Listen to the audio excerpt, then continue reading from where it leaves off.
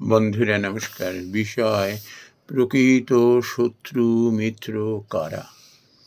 বন্ধুরা, আমরা সমাজ সংসারে বাস করি,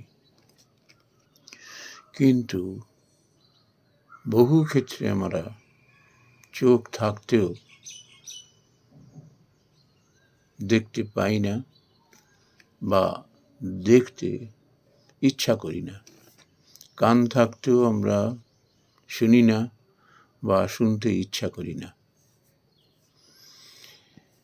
যখন আমরা অন্যায় অবিচারকে ভয় ভীত হয়ে কিংবা অন্যের অকল্যাণের জন্য আমরা সেটিকে প্রশ্রয় দিই, একদিন সেটি আমাদের কাছে ফিরে আসে।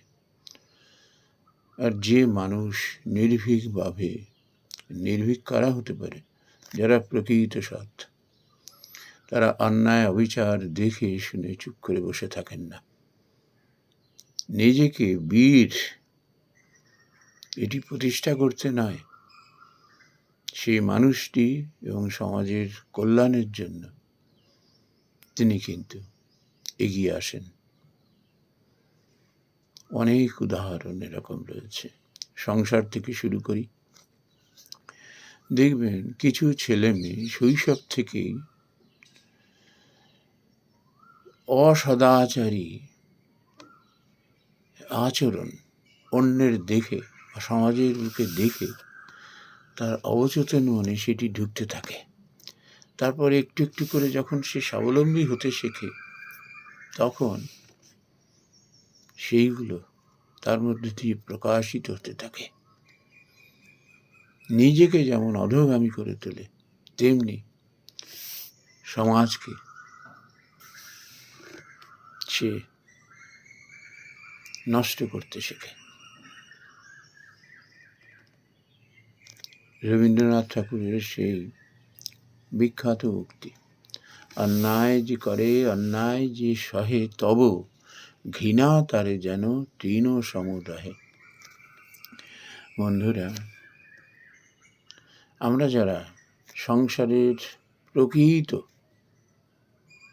ভালো চাই, ছেলেমেয়ের ভালো চাই, সমাজের ভালো চাই, কিংবা কোনো গোষ্ঠীর ভালো চাই, সেই মানুষকে নির্ভীক হতে হবে, সেই মানুষকে সৎ হতে হবে।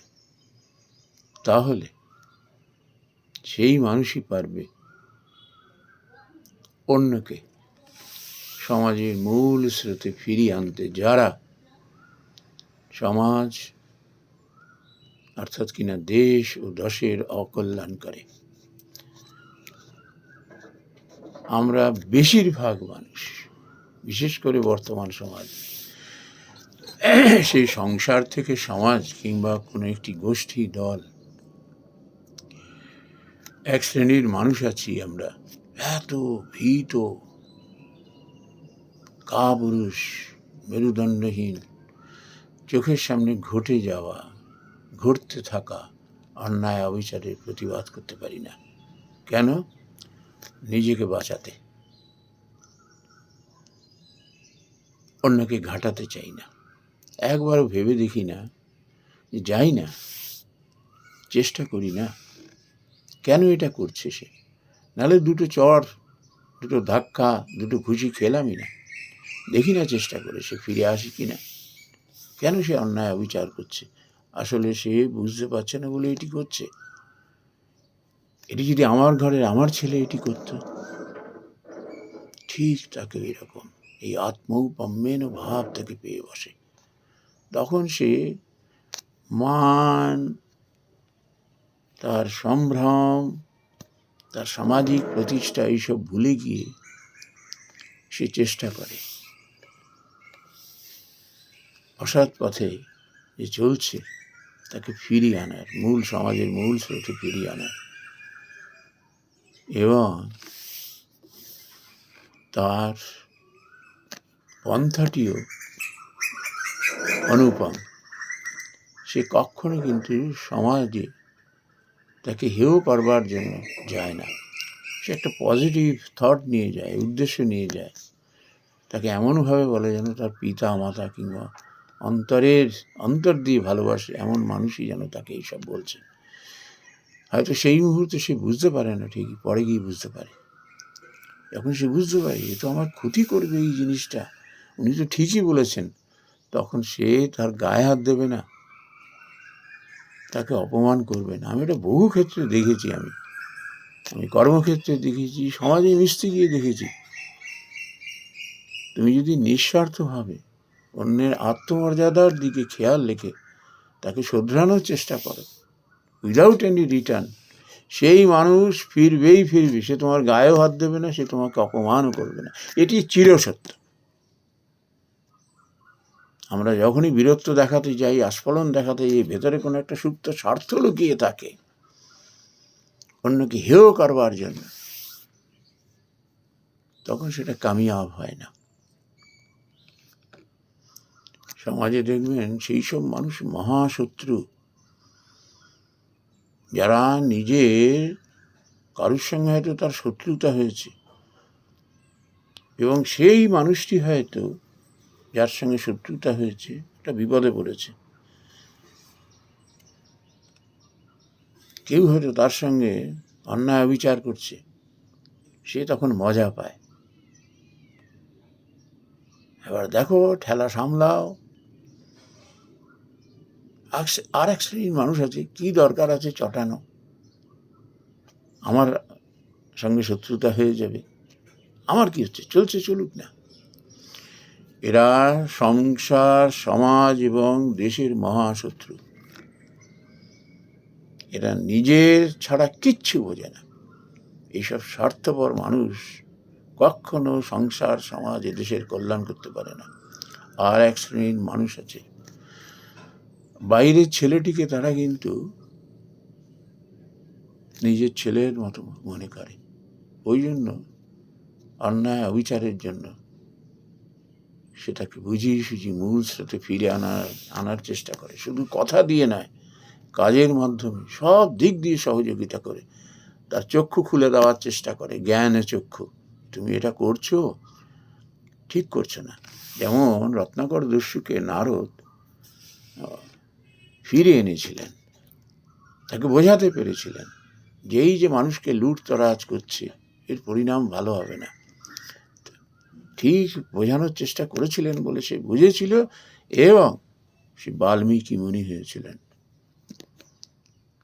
বন্ধুরা, এই যে আমরা বিভিন্ন গোষ্ঠী দেখি, একটা সময় অধঃপাতিত হয়, সেখানে বিশৃঙ্খলা দেখা যায়, মানুষ অত্যাচারী হয়ে ওঠে, মানুষের উপরে তারা অবিচার করে, অন্যায় করে, অধর্ম করে। কেন করে? সেই মানুষগুলোকে কেউ বোঝানোর চেষ্টা করে না যে তুমি এটি করো না, এটি ভালো নয়, দিন ঘুরে আসবে, এটি করো না, এই রাস্তা ছেড়ে দাও। মানুষকে সেবা করো, তার কল্যাণ করার চেষ্টা করো, মনের মধ্যে কখনো পাপ চিন্তা এনো না। নির্ভয়ে সে বলে তার জান চলে যায় যাক, তার কারণ কি? তার উদ্দেশ্য তো সৎ, সে হিরো হতে যায় না। ওই যে নিজের ঘরের সন্তানটির মতো সে মনে করে, ফিরিয়ে আনি তাকে। ভালো করছে না বলি না, যে না শোনে একটা সময় বুঝবে, ওই সময় বুঝছে না, পরে বুঝবে। কেউ দেখে শুনে শেখে, কেউ ঠেকে শেখে। কেউ যদি সৎ উদ্দেশ্য নিয়ে যায় নির্ভীকভাবে কোনো অন্যায়কারীকে বোঝানোর জন্য, ওই সময় না বুঝলেও পরে সে বুঝবে এবং একটা সময় সে যখন প্রকৃত উৎকর্ষ, চারিত্রিক দিক থেকে উৎকর্ষের অধিকারী হবে, সে তখন কায় মনোবাক্যে তাকে ভালোবাসবে, শ্রদ্ধা করবে। তার কারণ কি? সে জানবে এই মানুষটি আমার প্রকৃত বন্ধু। ওই সময় তিনি সাহস করে আমাকে ভালোবেসে আমার অন্যায় অবিচার এগুলোর বিরুদ্ধে রুখে দাঁড়িয়েছিলেন এবং আমাকে বুঝিয়েছিলেন, সব দিক দিয়ে সহযোগিতা করেছিলেন, আমাকে ঘৃণা করেননি, নিজের সন্তানের মতো ভালোবেসে তিনি এগিয়ে এসেছিলেন। তাই জন্য আমি জীবনের মূল স্রোতে ফিরে এসেছি, এত মানুষের ভালোবাসা পাচ্ছি। মানুষের ভালোবাসার কোনো বিকল্প আছে? নাই বা সে ঈশ্বরকে বিশ্বাস করলো, নাই বা সে আল্লাহকে বিশ্বাস করলো, নাই বা সে খ্রিস্টকে বিশ্বাস করলো। মানুষকে সে যদি ভালোবাসতে পারে, প্রকৃত তার যদি কল্যাণ সাধন করতে পারে জাতি ধর্ম নির্বিশেষে, সেই আশীর্বাদ স্বয়ং ভগবানের, স্বয়ং আল্লাহর, স্বয়ং খ্রিস্টের। সে মানুষের আর পিছন ফিরে দেখতে হয় না। মানুষ তাকে বুকে আগলে রাখে। সে অজাত শত্রু হয়। সব মানুষ তার পিছনে এসে দাঁড়ায়। এই জন্য সেই সব মানুষই সমাজের প্রকৃত কল্যাণ করে, যদিও সংখ্যায় খুব কম, যারা নির্ভীকভাবে অন্যায় অবিচার তার বিরুদ্ধে যারা এগিয়ে আসেন, যারা এটি করছেন নিজের মানুষ মনে করে, তাদের বোঝানোর চেষ্টা করেন নির্ভীকভাবে। তার মান অপমানের কথা চিন্তা করেন না, তার ক্ষতির কথা চিন্তা করেন না।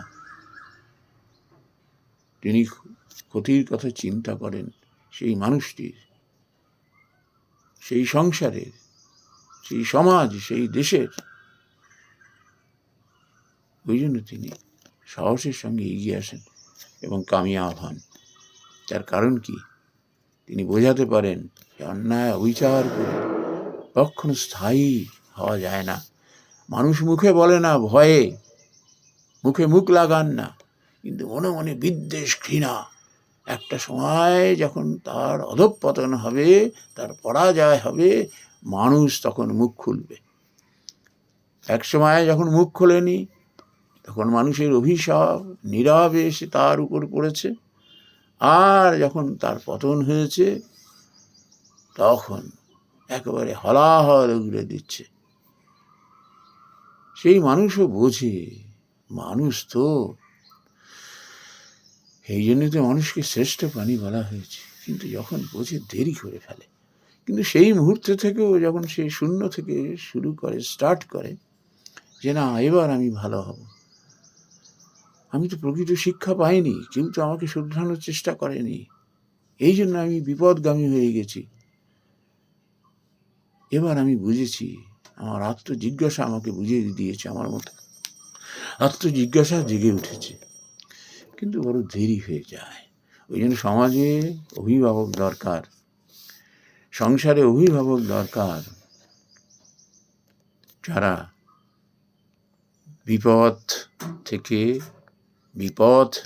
থেকে যে বিপদগামী হয়ে যাচ্ছে তাকে ফিরিয়ে আনার জন্য সচেষ্ট হন, কায় মনোবাক্যে, নিজের সংসারের মানুষ মনে করে, নিজের সন্তান মনে করে। এরাই হলো প্রকৃত বন্ধু। এমন মানুষকে সবাই বুকে আগলে ধরে রাখেন। নমস্কার বন্ধুরা।